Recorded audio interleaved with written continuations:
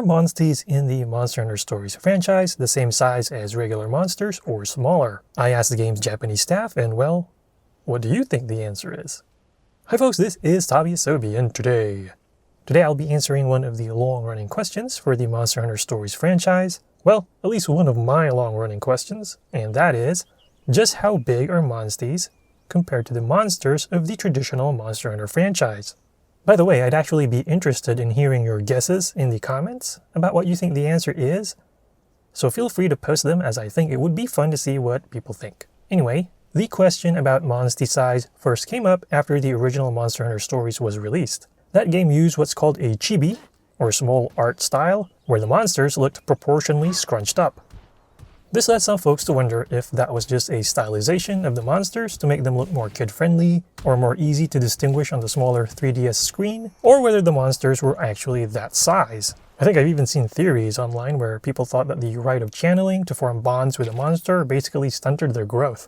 Then came Monster Hunter Stories 2, and we can now see that the monsters have gotten bigger, especially those that you fight in the field, but the game's Monsties still look smaller than normal, even though they were now not as small as the first game. So what's the deal?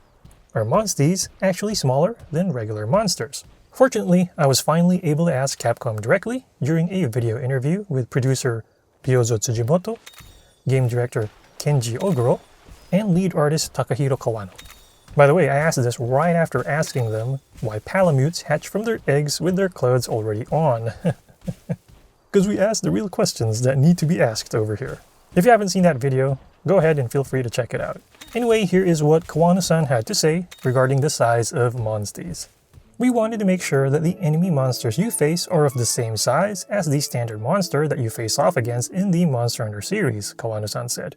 As for your Monsties, we wanted to make sure that they fit the proportions of the characters. So if they're too big, it might look strange riding them and when they're running on the field. We wanted to make sure that it fit the size of the characters, so we did some adjustments there from an aesthetic standpoint. So there you go.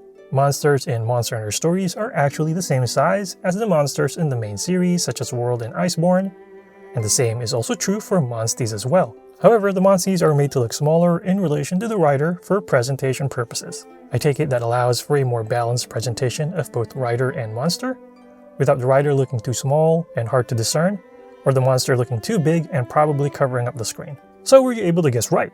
As always, feel free to leave any thoughts or questions you may have in the comment section. Also, make sure to check my articles on rgj.com, as I plan to have several guides out after the game's release. Once again, this is Tabi Asobi, and thank you for watching.